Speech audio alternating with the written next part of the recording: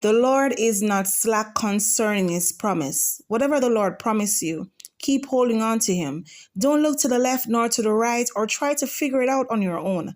Remember, he is not slack.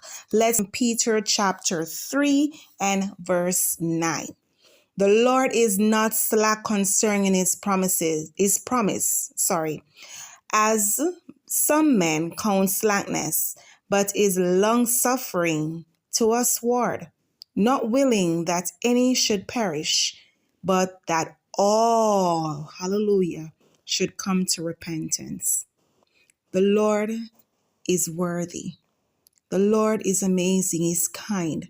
Whatever the Lord has promised you, I know there are times you get anxious, but the word of the Lord says we should be anxious for nothing, but in everything by prayer and supplication. Whatever he promised you, you will get it. Just keep waiting. Have a great evening now.